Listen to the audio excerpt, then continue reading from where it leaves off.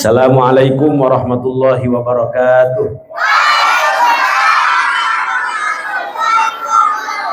Alhamdulillahi rabbil alamin. Wa bihi nasta'inu ala umuri dunya waddin. Wassalatu wassalamu ala asyrafil anbiya'i wal mursalin. Sayyidina wa maulana Muhammadin wa ala alihi wa sahbihi ajma'in. Mari sama-sama adik bapak ibu sekalian, Allahumma inna nas'aluka ilman nafi'a wa amalan salihan mutaqabbala wa rizqan wasi'an halalan tayyiban mubaraka. Allahumma ja'alna wa auladana wa dhurriyyatina min ahlil ilmi wa ahlil khair wa ahlil Quran wa la taj'alna wa iyyahum min ahlil jahli was-su'i wasyarri wadh-dhairi wat-tughyan bi rahmatika ya arhamar rahimin walhamdulillahi rabbil alamin. Amma ba'd. Yang mulia dan yang kami muliakan para alim ulama, para guru, tuan guru, para sepuh, jenis sepuh, para tokoh masyarakat, aparatur pemerintah setempat, terkhusus GM Yayasan Baitul Mal PLN UIPJBB beserta seluruh jajaran, Pak Bebi, Ketua Panitia, Pak Subhan, saya nggak kenal semua ini, dan seluruh hadirin yang tidak bisa saya sebutkan satu persatu, namun tidak mengurangi ta'zim dan hormat saya kepada Bapak Ibu sekalian. Alhamdulillah, dalam kesempatan yang mulia ini kita berkumpul dalam rangka memperingati Maulid Baginda Nabi besar Muhammad sallallahu alaihi wasallam 1445 Hijriah. Mudah-mudahan hadirnya kita di sini dicatat sebagai amal soleh, amal baik, amal ibadah yang dapat memperberat timbangan kebaikan kita di akhirat. Amin amin ya rabbal alamin. Sebelum saya mulai, saya ingin bertanya, hari ini adik, bapak, ibu sekalian bahagia apa tidak ini? Bahagia apa tidak ini? Beneran? Itu ada yang ngantuk di belakang, bahagia apa enggak? Itu ada yang nyender di belakang. Belum lama orang ngaji nyender pulang kena stroke. Bahagia? Bahagia apa enggak? Harus bahagia. Ini hari mulia, ini hari istimewa. Kenal Abu Lahab? Tiap hari ayatnya dibaca. Coba bareng-bareng. Bismillahirrahmanirrahim. Tabbat yada Abi Lahabin wa tab. Ma aghna anhu maluhu wa ma kasab. Sayasla naran dhata lahabin wa imra'atuhu hammalatal hatab fi jidha hablum min masad. Abu Lahab siapanya Nabi? Siapanya Nabi? Pamannya Nabi. Abu Lahab masuk surga apa masuk neraka? Masuk surga apa neraka nih? Surga. Abu Lahab masuk surga apa masuk neraka? Masuk neraka. Masuk? Abu Lahab masuk ke dalam neraka kekal selamanya. Tapi mohon maaf, setiap hari Senin Abu Lahab mendapatkan keringanan siksa. Bahasa Arabnya rukhsatul adab, takhfiful adab. Disebabkan karena apa? Ada yang tahu? Disebabkan karena apa? Satu saja. Disebabkan karena ketika keponakannya baginda Nabi besar Muhammad sallallahu alaihi wasallam lahir, Abu Lahab seneng, Abu Lahab bahagia, Abu Lahab girang. Orang Betawi bilangnya girang, bukan tante girang, bukan. Seneng, bahagia. Dia punya hamba sahaya. Nanti saya kasih pertanyaan di akhir. Nanti minta hadiahnya sama Bapak Ibu atau sama siapa? Siap? Dia punya hamba sahaya, diingat-ingat namanya. Namanya Suwaibah al-Aslamiyah. Siapa? Suwaibah al-Aslamiyah. Kata Suwaibah, majikanku, wahai majikanku, telah lahir keponakanmu. Betul, telah lahir, betul. Karena engkau telah membawa kabar gembira, mulai hari ini aku bebaskan engkau. Nah, kemudian Suwaibah al-Aslamiyah ini dibebaskan oleh Abu Lahab. Dan di kemudian hari, Suwaibah menjadi salah satu ibu yang menjadi ibu susuannya Rasulullah Shallallahu Alaihi Wasallam. Gara-gara apa? Mendapatkan keringanan siksa gara-gara ketika Nabi lahir, Abu Lahab bahagia sampai setiap hari Senin keluar dari jari jemarinya air itu. Coba ini mainannya nanti dulu. Mainannya nanti dulu ya. Sampai mana tadi? Sampai mana? Lupa sih. Keluar air, Pak Ustaz. Keluar air, oke. Dimimpikan oleh salah satu kerabat Abu Lahab, wahai Abu Lahab, bagaimana Allah memperlakukan kamu di alam sana? Ya disiksa. Ya disiksa. Tetapi setiap hari Senin datang kepada saya keringanan siksa. Disebabkan karena dulu ketika keponakan saya Rasulullah Muhammad, itu saya bahagia, kemudian saya bebaskan salah satu budak saya yang bernama Suwaibah al-Aslamiyah. Bahkan dalam satu riwayat, dia bersedekah dengan beberapa unta itu. Keluar dari jari jemarinya air, dia minum setiap hari Senin. Makanya ada seorang ulama hadis, namanya Al-Hafidh Syamsuddin Ad-Dimashqi, bikin syair begini. Ini nggak apa-apa, adik-adik nggak hafal, biar bapak-bapaknya yang ngaji. Idza kana hadza kafiran ja'a dhammu bitabbat yadahu fil jahimi mukhallada ata annahu fi yaumil itsnaini daima yukhaffaf anhu lis-sururi bi ahmada fama dhannu bil abdil ladzi tula umrihi bi ahmada masruran wa mata muwahhida. Coba diulang Pak Haji. Saya aja ngapalinnya 2 tahun. Ini yang ngomong siapa? Al-Hafidh Syamsuddin Ad-Dimashqi. Ulama hadis kalau gelarnya sudah Al-Hafidh, sudah nggak perlu ditanyakan lagi, sudah kredibel. Mau mengkritik apa? Kecuali kalau kita Al-Hafidh juga itu. Kata beliau, idza kana hadza kafiran ja'a dhammuh. Kalau yang ini saja yang kafir, ja'a dhammuh, telah jelas celaknya dalam Quran, kekal selamanya dalam neraka, tetapi ata annahu fi yaumil itsnaini daima. Setiap hari Senin datang kepada dia, yukhaffaf anhu lis-sururi bi ahmada. Datang apa? Datang keringanan siksa. Lis-sururi bi ahmada, disebabkan karena bahagia atas lahirnya Ahmad. Famal dhannu bil abdil ladzi tula umrihi bi ahmada masruran wa mata muwahhida. Kemudian bagaimana perkiraanmu dengan orang yang setiap hari bahagia dengan hadirnya baginda Nabi besar Muhammad sallallahu alaihi wasallam, yang setiap hari bersyukur, setiap hari sholawat atas baginda Nabi besar Muhammad sallallahu alaihi wasallam, dan kemudian dia meninggal dalam keadaan mengesahkan Allah subhanahu wa ta'ala. Demi Allah, kata Syamsuddin Ad-Dimashqi, orang yang seperti ini akan dibahagiakan oleh Allah subhanahu wa ta'ala, akan diberikan solusi dari segala persoalan yang menghimpitnya.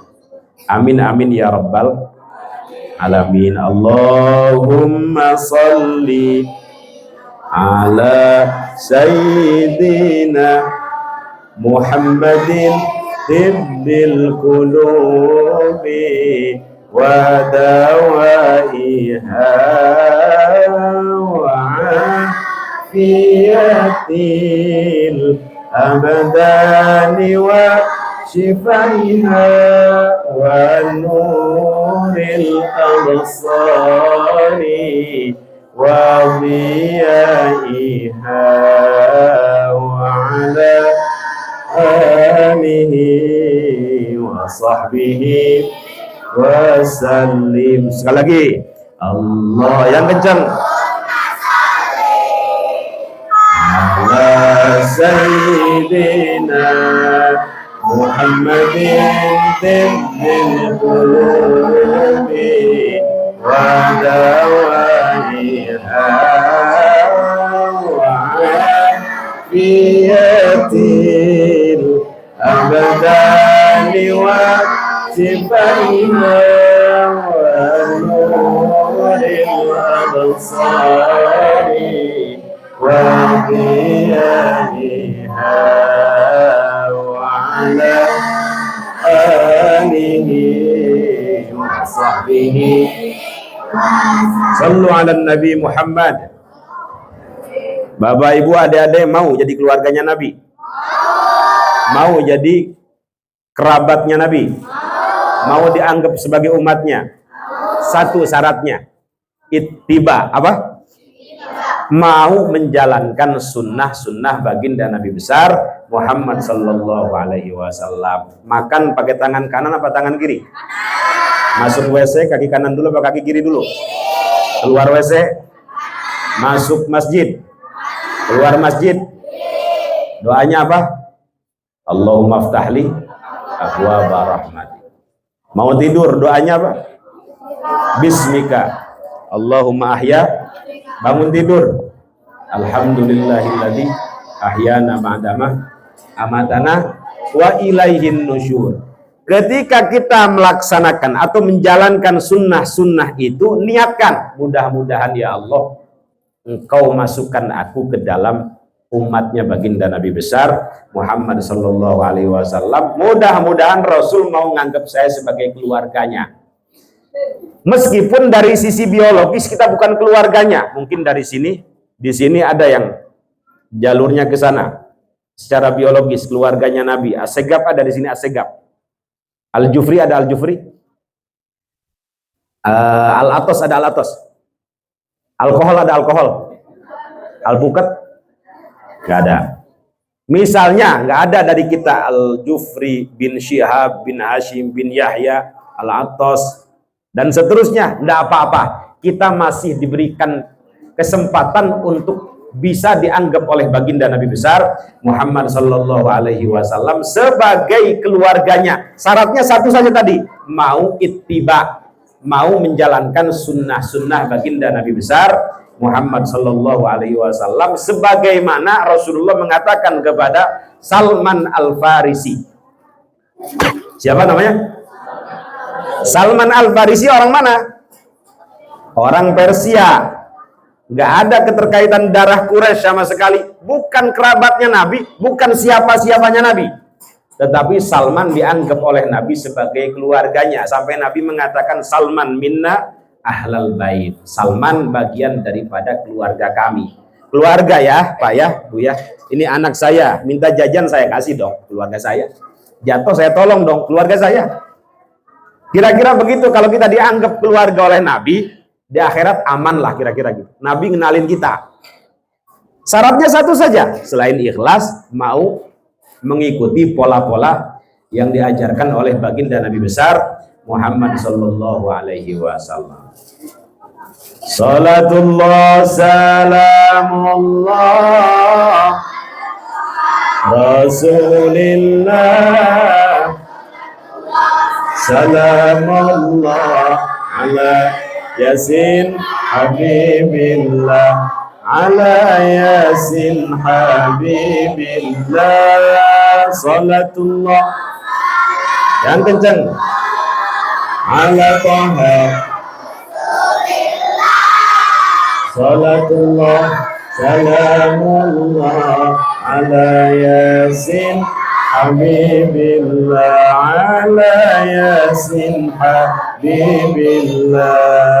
Tawassalna bismillah wa bil hadi Rasulillah wa kulli mujahidin lillah bi ahlil badri ya Allah bi ahlil badri ya Allah. Salatullah Wallah ala Rasulillah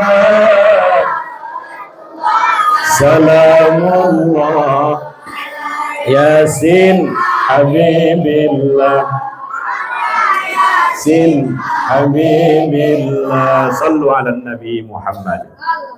Mohon maaf, ketika nanti kita dibangkitkan pada hari kiamat disebut dengan Yaumul Ba'thi.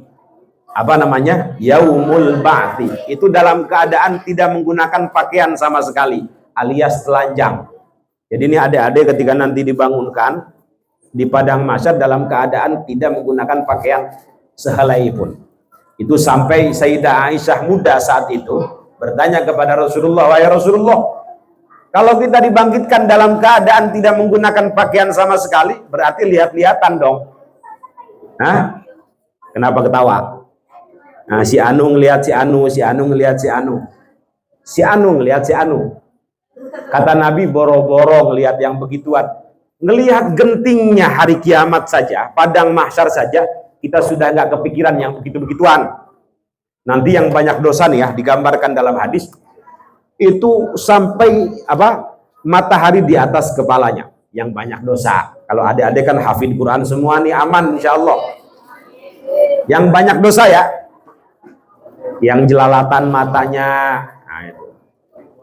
Tahu jelalatan nggak? Yang dari Brebes mana itu?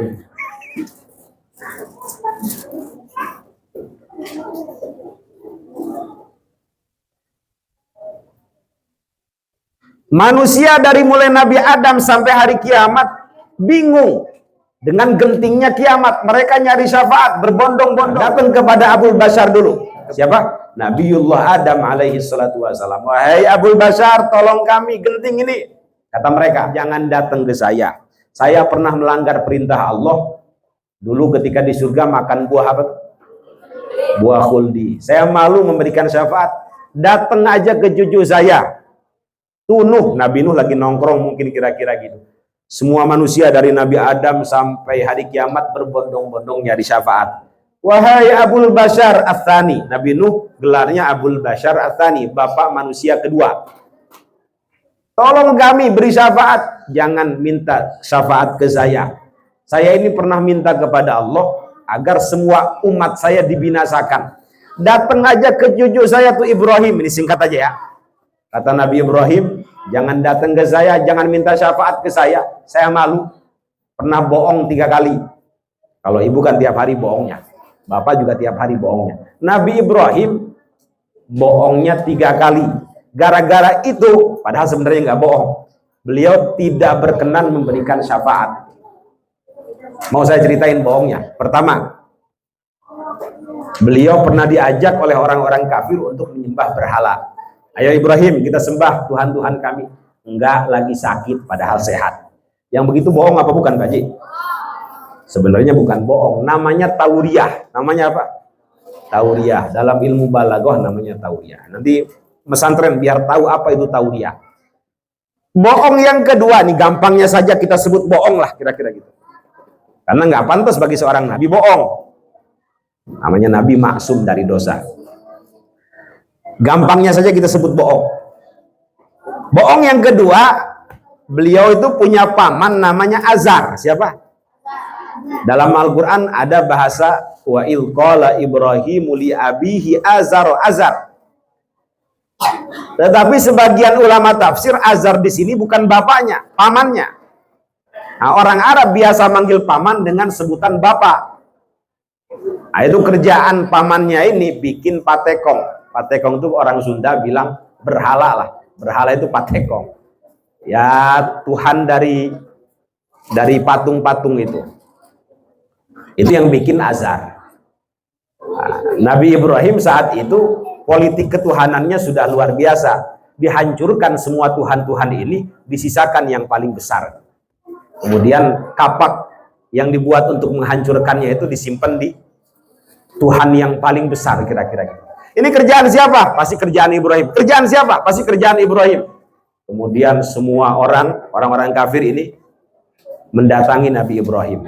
Ngontrog lah mencek orang Sunda mah. Ngontrog teh. Mendatangi. "Ibrahim, kamu yang menghancurkan Tuhan-Tuhan kami?" "Bukan." "Bohong apa enggak?" "Kamu yang menghancurkan Tuhan-Tuhan?" "Bukan." "Kamu?" "Bukan." Padahal dia yang menghancurkan tuh. Tanya saja sama yang paling besar, kata Nabi Ibrahim. Qala kabiruhum hadza fas'aluhum in kanu yantiqun. Padahal beliau yang menghancurkan.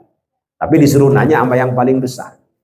Itu namanya apa? Itu politik dalam bertuhan. Bohong yang keberapa tadi? Yang ketiga, di Mesir itu ada Raja Jelalatan. Tahu Jelalatan, Pak Haji? Di Garut itu kalau Ramadan, mohon maaf, Orang baca Quran begini. Tapi kalau ngelihat yang baheno seetik tuh 100 meter baheno. Nggak pakai kacamata kelihatan, itu namanya jelalatan. Ya.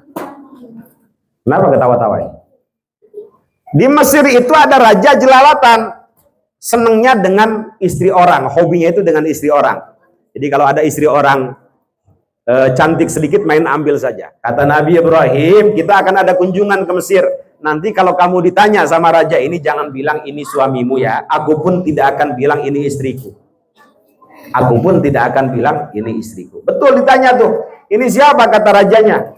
Kata Nabi Ibrahim, hadhihi ukhti, ini saudari perempuan saya. Padahal istrinya. Kalau beliau jawab hadhihi zaujati, diambil tuh istrinya. Ya cemburu juga beliau.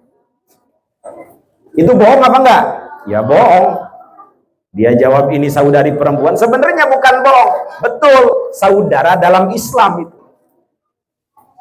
Itu namanya tauriyah dalam ilmu balaghah. Gara-gara itu Nabi Ibrahim ketika didatangi manusia dari mulai Nabi Adam sampai hari kiamat gak berkenan mendahului memberikan syafaat ketika di padang mahsyar. Jangan datang ke saya malu sama Tuhan. Datang aja ke cucu saya tuh Muhammad lagi sujud saat itu. Nabi Muhammad lagi sujud. Ada suara, ya Muhammad irfa ra'sak. Wahai Muhammad, angkat kepalamu. Isfa tu syafa'. Berikanlah syafaat kepada orang yang memang berhak mendapatkan syafaat tu syafa'. Maka dia akan diberikan syafaat. Kemudian Nabi Muhammad bangun, beliau saat itu menjadi Al-Fatih, sang pembuka keran syafaat. Semua nabi, semua orang tidak berani memberikan syafaat kecuali dibuka dulu oleh Nabi Muhammad Sallallahu Alaihi Wasallam, yang disebut dengan syafaatul udma. Nah, baru setelah dibuka oleh beliau, kira-kira diberikan SK lah, kira-kira gitu. Silakan para nabi memberikan syafaat kepada umatnya masing-masing. Hufadzul Quran silakan memberikan syafaat kepada keluarganya.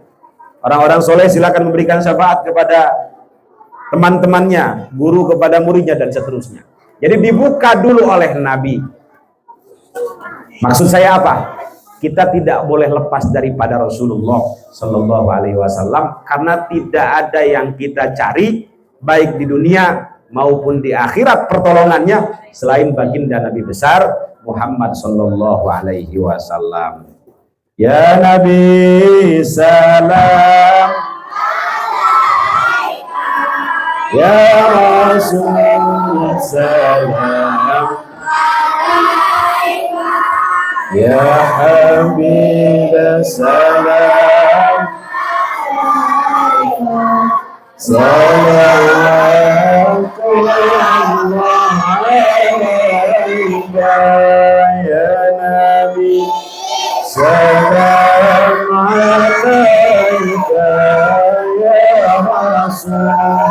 Salam alaika ya Habib. Salam alaika.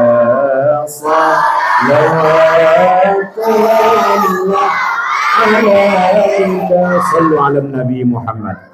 Terakhir dan paling terakhir, satu daerah, satu lembaga, satu tempat, satu perusahaan yang di dalamnya sering disebut nama baginda Nabi besar Muhammad Sallallahu Alaihi Wasallam, maka tempat tersebut akan dijaga, diberkahi oleh Allah Subhanahu Wa Taala. Kita tidak pernah mendengar Abu Lahab, Abu Jahal disiksa seketika. Kenapa kira-kira?